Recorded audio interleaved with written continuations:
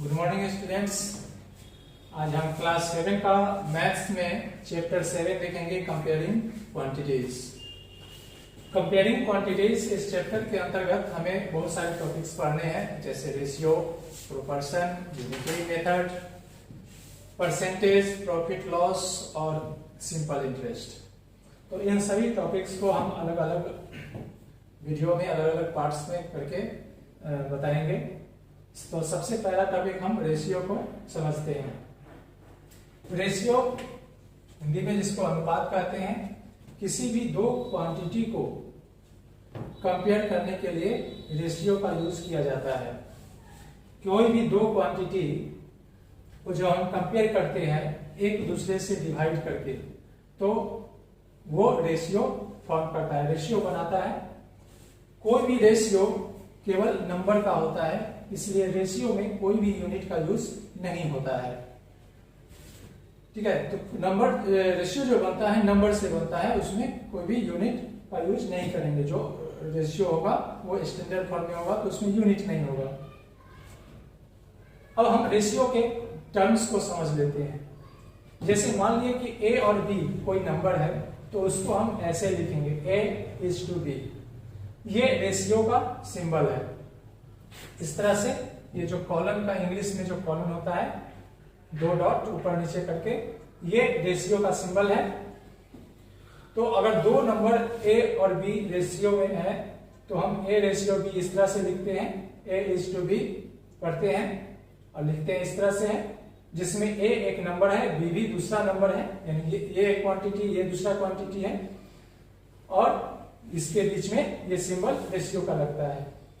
First जो number होता है उसको हम एंटीसीडेंट कहते हैं, और जो सेकेंड नंबर होता है वो कंसिक्वेंट कहलाता है। और ये दोनों नंबर जिससे रेशियो बनता है, इन दोनों को हम टर्म्स कहते हैं। यानी जिन दो नंबर से जिस दो क्वांटिटी से रेशियो बनाया जाता है उसको टर्म्स कहते हैं। हर रेशियो में दो टर्म्स होते हैं। फर्स्ट टर्म को एंटीसीडेंट कहा जाता है और सेकेंड टर्म को कंसिक्वेंट कहा जाता है। तो ये रेशियो से रिलेटेड कुछ टर्म्स थे, इसको आपको याद रखना है। अब रेशियो से रिलेटेड हम क्वेश्चन को सॉल्व करेंगे। रेशियो क्या होता है वो तो समझ गए, इसके टर्मिनोलॉजी को समझ गए। अब है कि रेशियो हम कैसे फाइंड करेंगे। कोई भी क्वेश्चन है उसमें रेशियो हम कैसे फाइंड करेंगे, कैसे लिखते हैं। जैसे आपका क्वेश्चन में आएगा टू फाइंड द रेशियो, और क्वेश्चन इस तरह से रहेगा कि 10 बॉयज टू 20 गर्ल्स, यानी 10 लड़कों का 20 लड़कियों से रेशियो बताना है, क्या रेशियो होगा। तो इसको हम कैसे लिखेंगे, हम लिखेंगे 10:20। ये हो गया रेशियो फॉर्म में 10:20। तो ये रेशियो फॉर्म में लिखाया। ठीक है, फर्स्ट क्वांटिटी को लिखना है पहले, उसके बाद सेकेंड क्वांटिटी को, और उसके बीच में रेशियो का सिंबल देना है। लेकिन ये अभी सिंपलेस्ट फॉर्म में नहीं है। ठीक है, तो हम इसको सिंपलेस्ट फॉर्म में कन्वर्ट करेंगे। 10/20 इस तरह से लिखेंगे। रेशियो जो होता है एक दूसरे को डिवाइड करके ही निकलता है। तो 10:20 है, तो इसको हम इस तरह से लिखेंगे 10/20, और इसको हम इसका जो HCF होगा दोनों का, उससे हम काटेंगे। तो 10 से कट जाएगा 1 टाइम्स, ये 2 टाइम्स, और इस तरह से ये 1 टाइम्स होगा। इसको वापस हम रेशियो में लिखेंगे 1:2। तो 10:20 का सिंपलेस्ट फॉर्म हुआ रेशियो का 1:2। तो इस तरह से हम रेशियो किसी भी क्वांटिटी का निकाल सकते हैं। इसी तरह से और भी क्वेश्चंस रहेंगे। जैसे आपका क्वेश्चन रहेगा 8 मिनट्स टू 2 आवर। अब मिनट्स और आवर का रेशियो निकालना है। तो ये ध्यान रखना है कि जिसका भी हम रेशियो निकालेंगे उसका यूनिट जो होगा वो सेम होना चाहिए। पहले सेम यूनिट कर लेंगे उसको कन्वर्ट करके, उसके बाद उसको हम रेशियो निकालेंगे। तो हम कैसे निकालेंगे यहाँ पे रेशियो इसका? तो यहाँ पे इसका रेशियो हो जाएगा 8 मिनट्स, ठीक है। इसको न्यूमरेटर में लिखेंगे बाय 2 आवर्स। अब दोनों का यूनिट अलग है तो दोनों को सेम यूनिट कर लेंगे, मिनट्स को मिनट्स रहने देंगे और आवर्स को मिनट में कन्वर्ट कर लेंगे। तो आवर्स को मिनट में कन्वर्ट करने के लिए 60 से मल्टीप्लाई करेंगे तो ये भी मिनट्स हो गया। अब दोनों का यूनिट सेम हो गया। अब इसको काट देंगे ऊपर नीचे, 2 4 जा 4 1 जा और 4 15 जा 60। अब ये मिनट है ऊपर नीचे तो मिनट से मिनट भी कट जाएगा, यानी रेशियो में हमेशा क्या रहता है? नंबर रहता है, नंबर बचता है, कोई भी यूनिट नहीं रहता है। तो यहाँ तो क्या बचा? 1/15। इसको हम लिखेंगे 1:15 इस तरह से इसका रेशियो। तो इस तरह से हम कोई भी रेशियो फाइंड कर सकते हैं। इसके आगे हम देखते हैं दो रेशियो को कंपेयर करना। मतलब कोई भी दो रेशियो दिया हुआ है तो उस दो रेशियो में कौन सा रेशियो बड़ा है, कौन सा रेशियो छोटा है, वो हम कैसे पता करेंगे।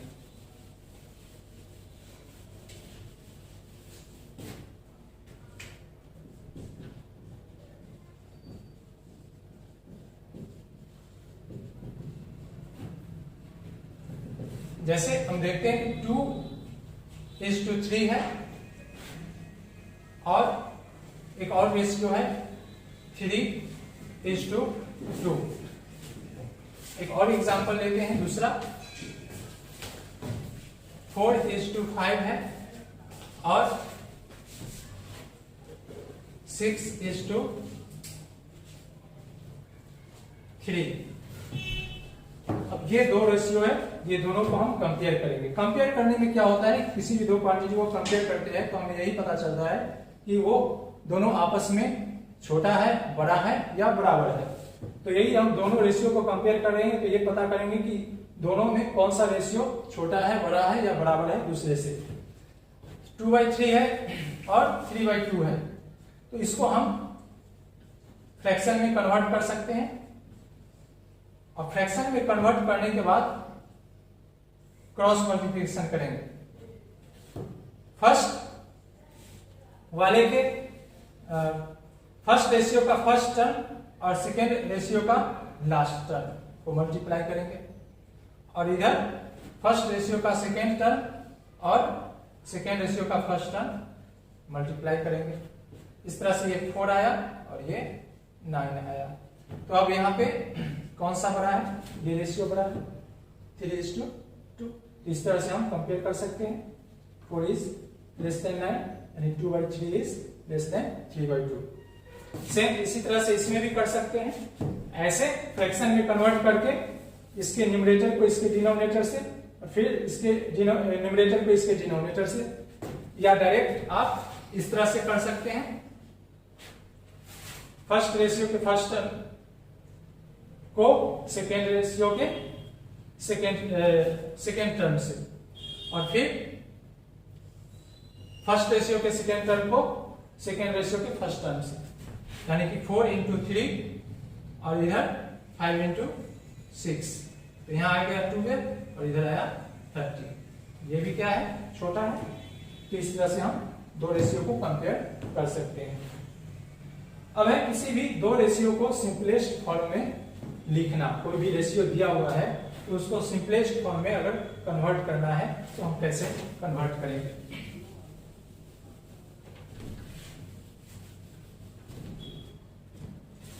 सिंपलेस्ट फॉर्म,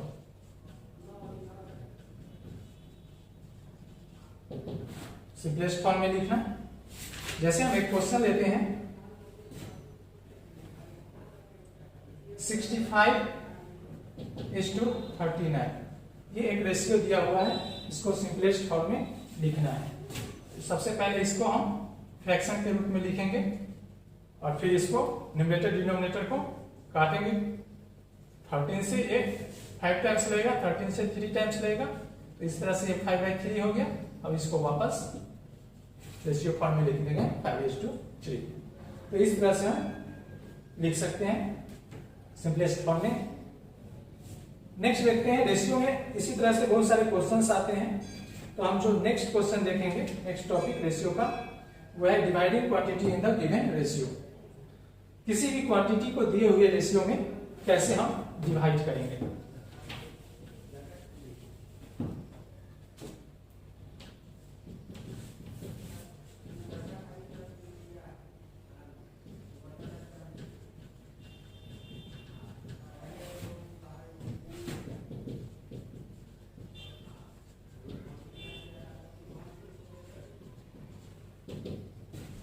इसका एक एग्जांपल लेंगे, एक क्वेश्चन लेंगे, इसको सॉल्व करेंगे।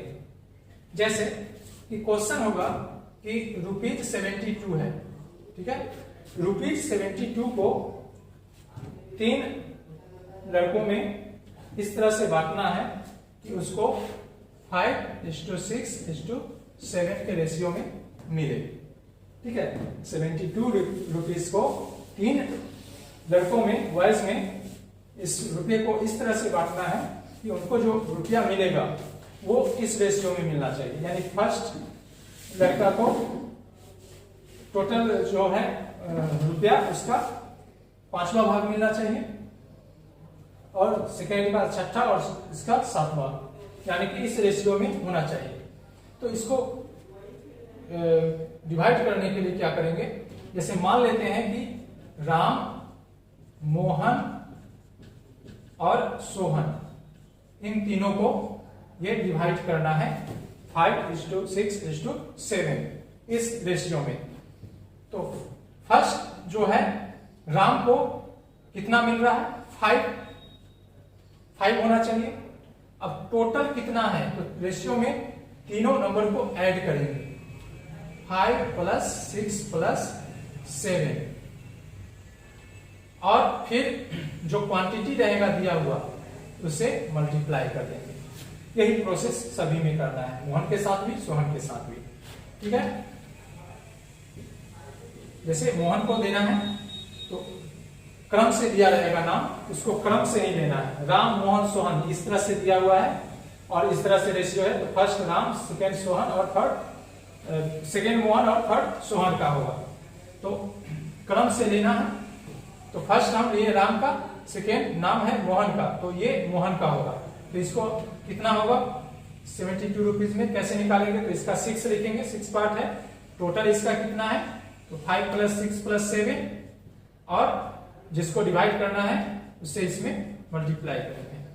उसी तरह से सोहन में क्या है, सोहन का है 7, तो 7/5 + 6 + 7 और इंटू ₹72।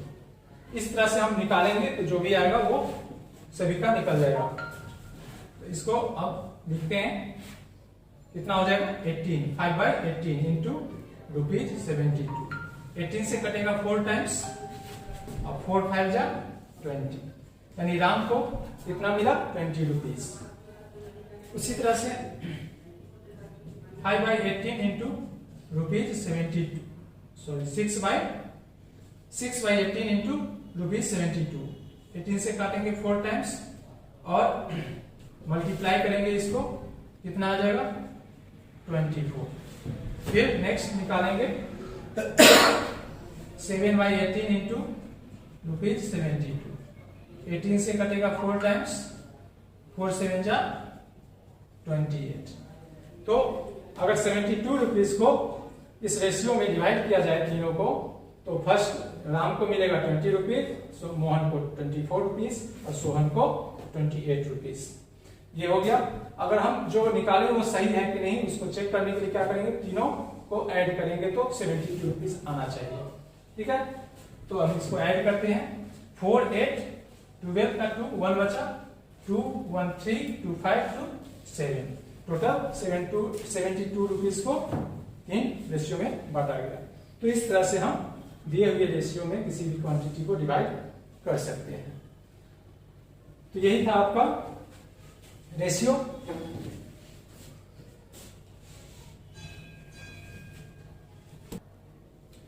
चलिए अब नेक्स्ट टॉपिक को समझते हैं, proportion.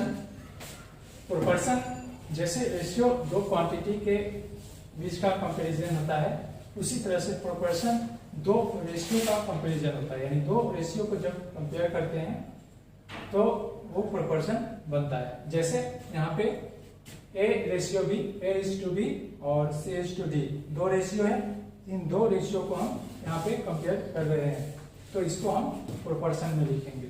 A:B is as C:D। तो ये प्रोपोर्शन है। अब इसको हम समझ लेते हैं टर्मिनोलॉजी। यहाँ पे ये जो कॉलम वाला है इसको इज टू बोलते हैं, जो कि रेशियो में होता है, पीछे भी बताया गया है। प्रोपोर्शन का ये चिन्ह होता है, इसको पढ़ते हैं इज एज इसको पढ़ते हैं, ये है प्रोपोर्शन का चिन्ह। और इज टू पढ़ते हैं, ये है रेशियो का चिन्ह। तो रेशियो को सिंगल कॉलम और जब डबल कॉलम कर देंगे तो ये प्रोपोर्शन का सिंबल बन जाता है। अब इस प्रोपोर्शन को लिखने में चार टर्म का यूज हुआ है, A, B, C और D। A, B, C, D चारों ये टर्म्स हैं प्रोपोर्शन के, जिसमें से फर्स्ट और लास्ट टर्म को यानी A और D को एक्सट्रीम टर्म्स कहा जाता है या केवल एक्सट्रीम्स कहते हैं, और B और C को मिडिल टर्म्स या केवल मीन्स कहा जाता है। तो ये प्रोपोर्शन का टर्मिनोलॉजी था, इसको याद रखना जरूरी है। अब हम देखते हैं कि प्रोपोर्शन में कुछ कंडीशंस होते हैं। कभी कभी प्रोपोर्शन में मिडिल टर्म जो होता है रिपीटेड होता है, जैसे यहाँ पे है A:B is as B:C। यहाँ पे B जो है रिपीटेड है। जब B ऐसे रिपीटेड होगा तो यहाँ पे B को मीन प्रोपोर्शनल कहा जाता है बिटवीन A एंड C। यहाँ पे B जो रिपीटेड है वो मीन प्रोपोर्शनल है, इसके बीच में A और C के बीच में। तो B मीन प्रोपोर्शनल है। A, B और C को कंटिन्यूड प्रोपोर्शन कहा जाता है। यहाँ जब B टर्म रिपीटेड हो तो ये तीनों जो टर्म है A, B, C, इसको क्या कहा जाएगा? Continued proportion. और C को थर्ड प्रोपोर्शन कहा जाता है A, B का, और फोर्थ प्रोपोर्शनल कहा जाता है A, B और B का। तो ये सब कुछ टर्म्स हैं प्रोपोर्शन से रिलेटेड, जिसको आपको समझना जरूरी है। इसको ध्यान से समझ लेंगे।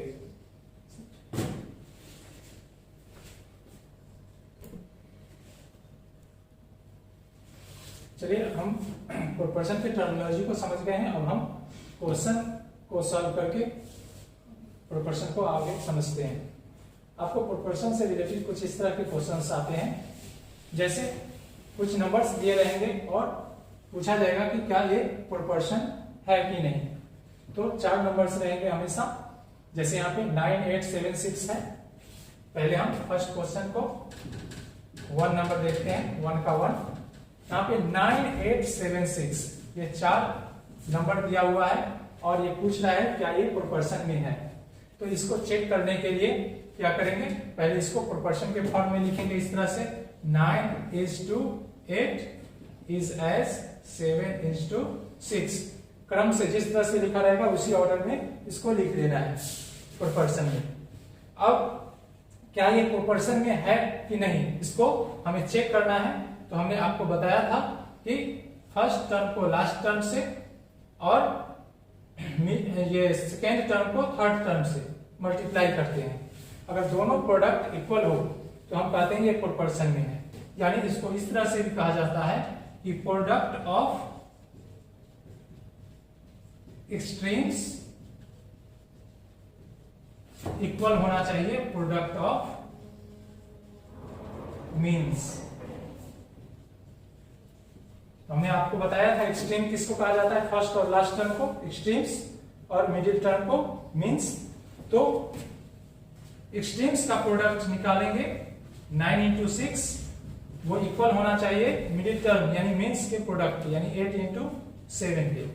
तो 9 6 54 और 8 7 56, ये इक्वल नहीं है, इसका मतलब ये प्रोपोर्शन में नहीं है। तो लिखेंगे therefore 9, 8, 7 and 6 are not in proportion। ठीक है, इस तरह से हम चेक कर लेंगे। एक और दूसरा क्वेश्चन समझ लेते हैं।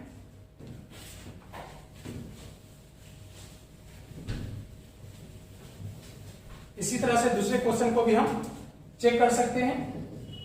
यहां है 3, 15, 1 और 5, तो इसको हम लिख लेंगे 3:15 इज एज 1:5। अब हम क्या करेंगे, फर्स्ट टर्म को लास्ट टर्म से और सेकेंड टर्म को थर्ड टर्म से, यानी product of extreme equal to होना चाहिए प्रोडक्ट ऑफ मीन्स। इधर भी 15 आ गया, इधर भी 15 आ गया, ये इक्वल है, इसका मतलब ये क्या है, दे आर इन प्रोपोर्शन, ये सभी प्रोपोर्शन में है। तो ये चेक हो गया, ये है कि नहीं है। अब दूसरा क्वेश्चन है कि स्टेट ट्रू और फॉल्स, इस तरह से दिया रहता है और पूछता है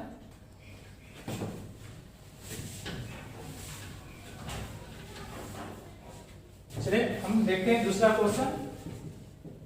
इसमें ट्रू फॉल्स पता करना है कि 3:4 रेशियो जो है 75:100 रेशियो के इक्वल है कि नहीं। तो ये भी उसी प्रोसेस से बनाना है। बस यहाँ पे प्रोपोर्शन के जगह पे इक्वल का साइन दे दिया है, तो हम उसी तरह से चेक करेंगे। फर्स्ट टर्म को लास्ट टर्म से मल्टीप्लाई करेंगे और फिर सेकेंड टर्म को थर्ड टर्म से। अगर ये इक्वल हो गया, यानी प्रोडक्ट ऑफ एक्सट्रीम और प्रोडक्ट ऑफ मीन इक्वल हो गया तो ट्रू होगा, अगर इक्वल नहीं हुआ तो ये फॉल्स होगा, यानी प्रोपोर्शन में नहीं है तो फॉल्स होगा। इसका प्रोडक्ट आ जाएगा 300 और इसको मल्टीप्लाई करेंगे तो ये भी आ जाएगा 300। तो इसका मतलब ये क्या है, ट्रू है। अगर ये इक्वल नहीं आता तो क्या हो जाता, फॉल्स। तो इस तरह से हम इस क्वेश्चन को सॉल्व कर सकते हैं। तो नेक्स्ट क्वेश्चन देखते हैं। फर्स्ट क्वेश्चन है find x in the flowing. इस तरह से प्रोपोर्शन में कुछ नंबर्स रहेंगे और एक जो रहेगा वेरिएबल रहेगा, एक्स वाई जेड कुछ भी रहेगा, उसको फाइंड करना रहेगा। जैसे इसमें है एक्स को फाइंड करना। तो ये फर्स्ट वाले क्वेश्चन को पहले हम सॉल्व करेंगे। इसमें एक्स का वैल्यू निकालना है। क्वेश्चन है 4:x = 80:32। तो सेम वही प्रोसेस करना है, प्रोडक्ट ऑफ मीन्स और प्रोडक्ट ऑफ एक्सट्रीम इक्वल होना चाहिए, उसी प्रोसेस का यूज करना है। तो product of extreme 40 × 32 equal product of means x × 80 होना चाहिए।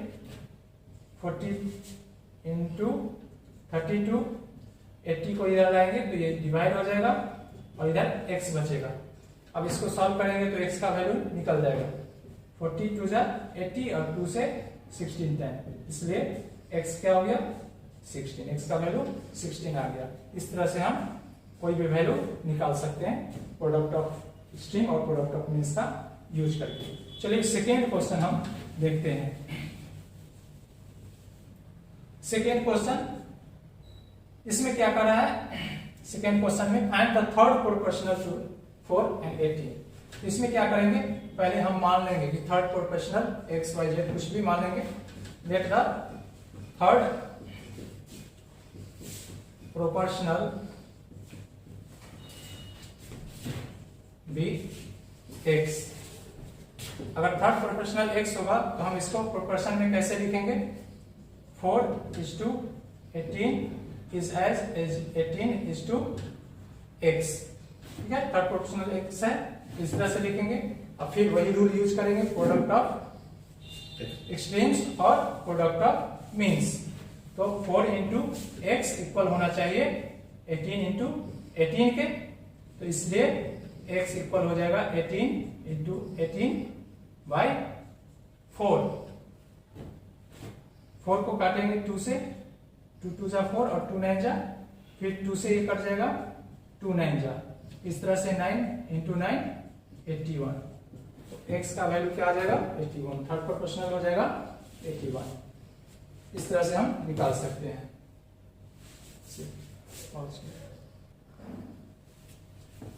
चलिए आगे और कुछ क्वेश्चन को समझ लेते हैं। फर्स्ट क्वेश्चन है x, y and z are in continuous proportion. Find y if x = 8 and z = 32 लिखेंगे because x, y and z are continued proportion.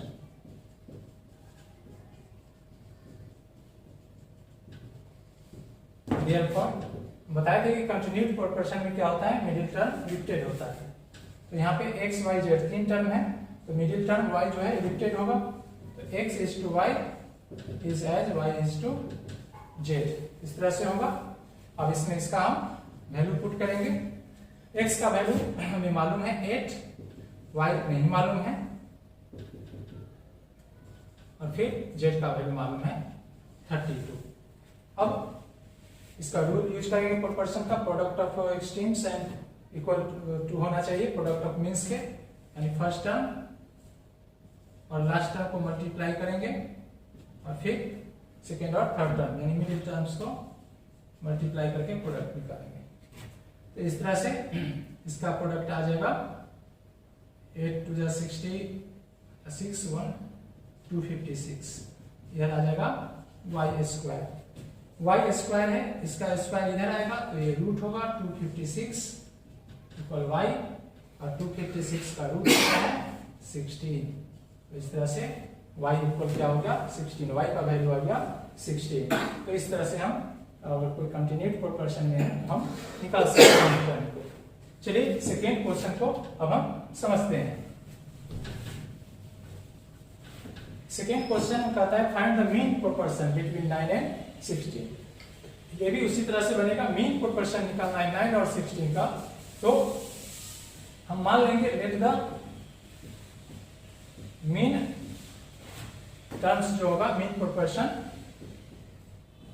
Mean terms कहेंगे उसको B x। Therefore 9 is to x is as x is to 16।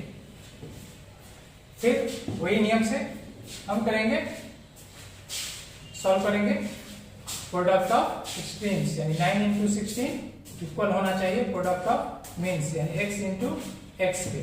तो 9 into 16 कितना हो गया 144, और ये equal होना चाहिए x स्क्वायर के। अब ये स्क्वायर इधर आएगा तो रूट हो जाएगा 144, और 144 का रूट होता है 12। तो इस तरह से x का वैल्यू निकल गया 12।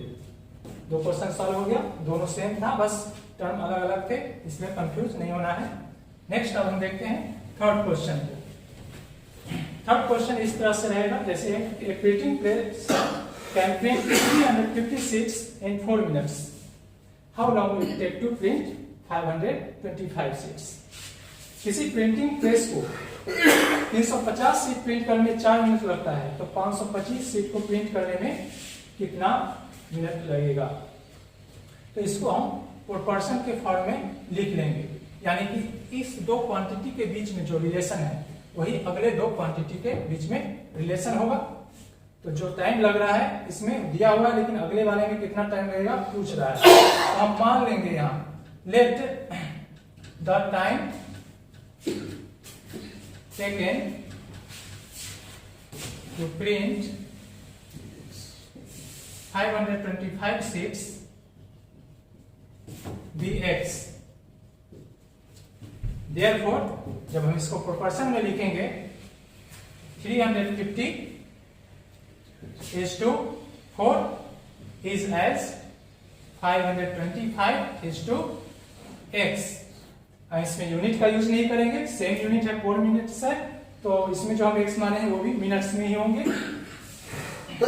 और हम फिर वही प्रोपोर्शन का रूल यूज करेंगे, product of extremes equal to product of means. ठीक है, 350 इंटू x इक्वल होना चाहिए 4 इंटू 525, इसलिए x इक्वल होगा 4 इंटू 525 बाई 350। अब इसको हम कट करेंगे, 5 से काटते हैं, 5 से 7 जा 35, 70 टाइम्स कटेगा, 5 1 जा और 5 5 जा 25, 105। फिर 5 से इसको काटेंगे, 5 से कटेगा 14 टाइम्स और ये 5 से कटेगा 21 टाइम्स, 7 से 2 टाइम्स, 7 से 3 टाइम्स, 2 से इसको काटेंगे 2 टाइम्स, और फाइनली जो रिजल्ट आएगा 6। तो इस तरह से हमें x का वैल्यू 6 आया, मतलब हम क्या माने थे, टाइम x माने थे, यानी कि इसका जो समय लगेगा प्रिंट करने में वो 6 मिनट लगेगा। इस तरह से हम किसी भी क्वेश्चन को सॉल्व कर सकते हैं।